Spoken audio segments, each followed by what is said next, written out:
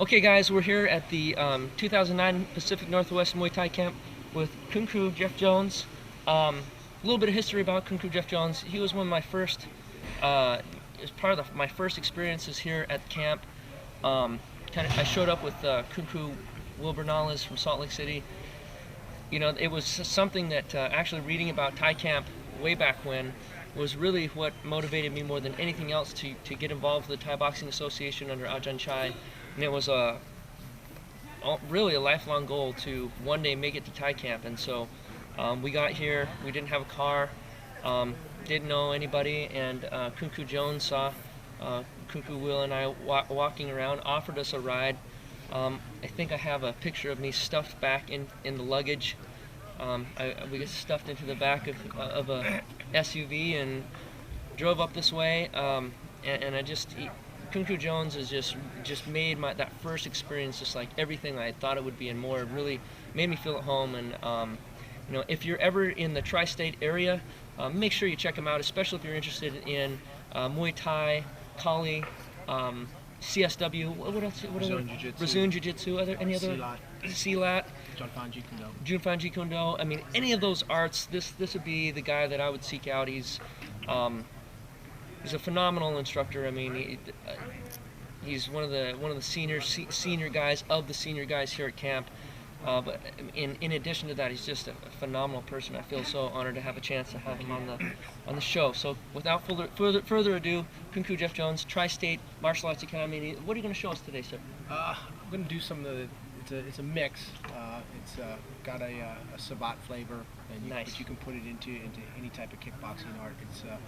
I've had a lot of influences in my kickboxing, both with the Muay Thai, the Junfan Jeet Kune Do, the Savate,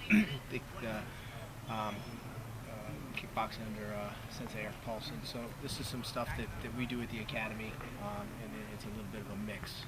So. All right. Can I use you or can I use Joe or whoever you're more comfortable with? Doesn't matter. Either way. You can pick. Oh well, I guess I'll get beat up. People like to see me get hurt, so.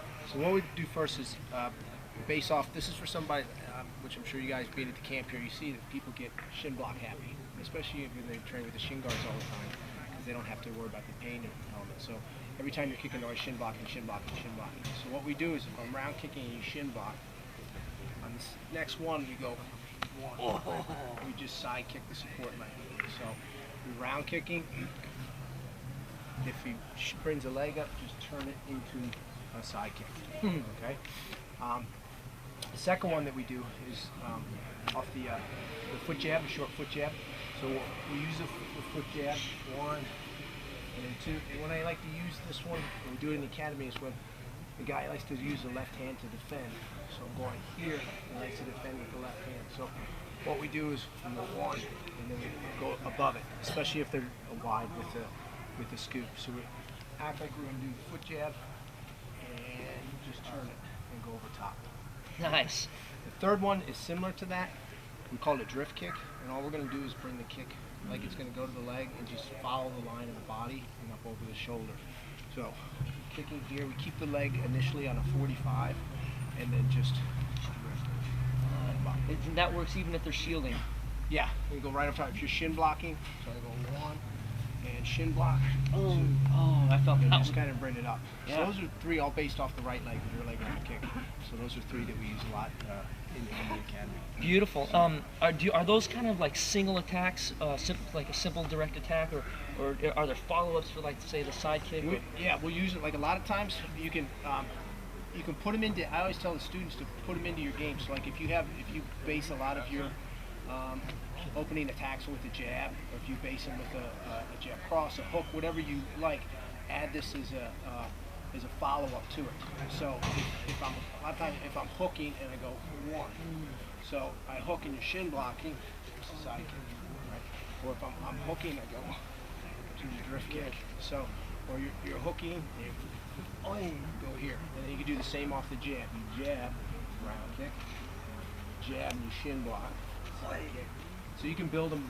We build them off anything. A lot of times I give the students the freedom. I say, okay, we run through the base techniques or the base setups, and then I say, okay, now with your partner, you prefix it with anything you want, and then follow it up with anything you want, so that it fits into their game, rather than me giving them a specific combination to start with every time, or a specific combination to follow up with. That way it becomes more theirs.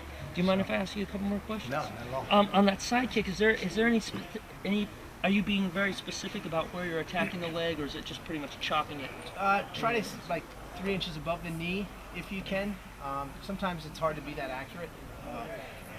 I find it better when some people have a tendency to bring the shield wide as opposed to 45, which does happen sometimes. It works better. And so for the 45, that's when you're going to kind of move more toward a drift kick. When they're not quite so wide. Even if you don't shin block the drift kick, we like to use the drift kick. So, and a lot of times what we'll do is look down. So I'll look, and I'm going to kick your leg, and then I just look down. When I drift kick, I don't look up. I keep my eyes on your leg the whole time, and then bring the leg up. Yes, sir. That way. So. Those are beautiful techniques. Thank you very much. Thank you very Appreciate much. it. If you want to learn more about Kung Fu Jeff Jones and the Tri-State Academy of Martial Arts, what is your website, sir? It's www.tsmaa-straightlinepa.com. All right. And we're just outside. We're about 30 minutes north of Philadelphia. Awesome. We'll make sure we put that on the bottom of the screen here. And then, what's your phone number if people want to call you? 215-949-9989. All right. Thank you so much, sir. Thank you, sir. Make sure you check this guy out. Thank you.